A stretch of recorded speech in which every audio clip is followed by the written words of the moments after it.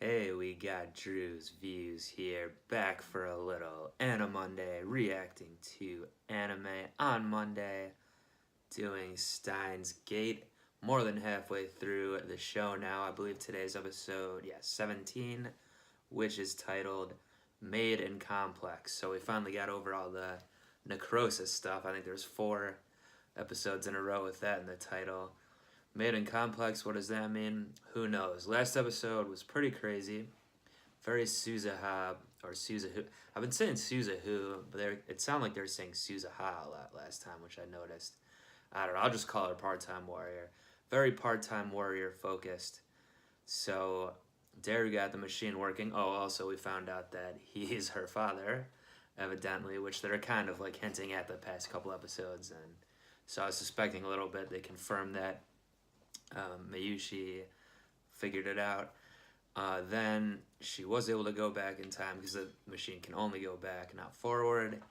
Back to the 70s, I guess. She was trying to fix things, but failed. And then they found out she committed suicide because of that. Then Ogren got upset and he sent a D-mail back to himself, I guess, or whatever happened exactly. Changed the past again, though. And this time she's still dead, but apparently it was a disease instead of suicide. So who knows exactly. She'd still gotten in touch with Mr. Braun there. So now, and then the divergence line, I think it was what it's called, changed, but it still didn't go to the beta line. It didn't go past like the decimal point thing. I think it has to go to like 1 or whatever. It's like 0 point whatever. But Meishi was still alive at the end of last episode. So Ogren's like, oh, maybe did it work anyway, even though I didn't pass the line? I don't know. Hopefully it did, but I assume they're going to keep throwing some twists at us here. And yeah, who knows what more about Daru. Let's see what girl he hooks up with to give birth to the part-time warrior who's already dead in the present. Oh yeah, it's confusing as usual. So, time to just hop right into episode 17.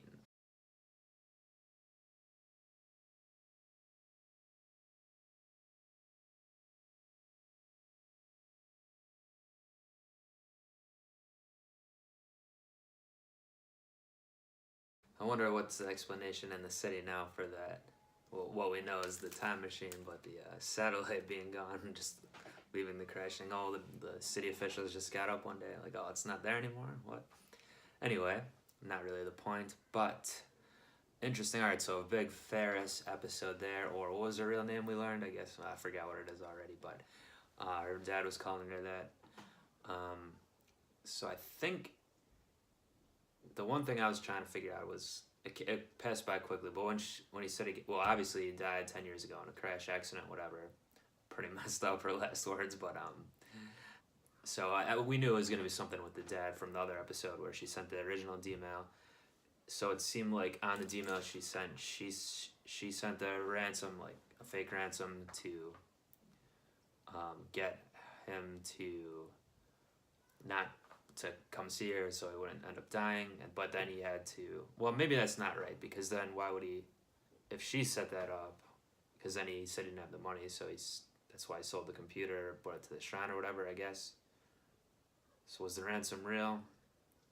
Well, as usual, not clear on everything, but anyway, I think I get the overall gist of this episode. So interesting, they're going back with the D-mails, they're reversing them all to get the computer back, or try to, which is a good idea by Makisa. And also interesting that he was able to speak to Ferris and get her to remember, which I think that's the first time this happened with anyone else. I don't remember, like, Makisa never really remembers anything. He has to tell her or whatever, and she believes him when he says stuff, but she doesn't get the real memories. Daru and Meishi don't either, it doesn't seem like. So I wonder if anyone can do it, or why she can for whatever reason. Is it because her thing was so more, like, I guess serious, for lack of a better word, or like I mean, like some heavy stuff, like your father coming back from the dead and all that, remembering all the years and whatever. I mean, and like I said, tough spot for her to be in, like, and choose between your father or your one of your good friends. I don't know what I would do in that case, but I mean, yeah, I don't know. It's, I guess if she thinks she can remember the past 10 years a little bit, which it seems like she somewhat can, then it was worth it or not, and save Mayushi or try to. So I guess they're going to keep going back with more of the D-mails. Like what, I mean, I don't know how they're going to reverse the one from Moeka, which has to happen. That one happened, I'm pretty sure, before the Ferris one. We still don't know exactly what that was about. It was telling her not to buy a phone for some reason, but this was obviously all before we learned that she was an antagonist, seemingly. Well, I don't know if seemingly it was, I mean, she is, like, killing Mayuri. So, yeah, I don't know how they're gonna, he sends a D-mail from his phone, so I guess he does know what that one is, so he should still be able to do it, I suppose. He just never knew what the message was this time because she didn't tell him originally, Ferris. Huh.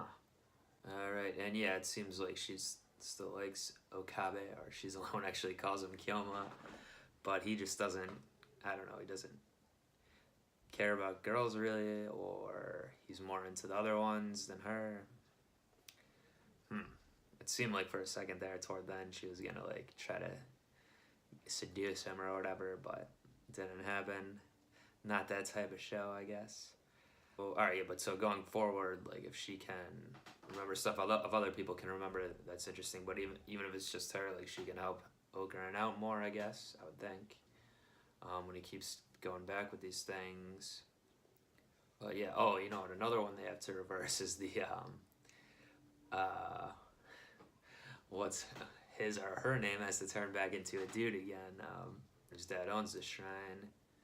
But alright, oh, the other thing, yeah, I just remembered also, yeah, from the episode, we learned that there's some conflicting information on Suzuha.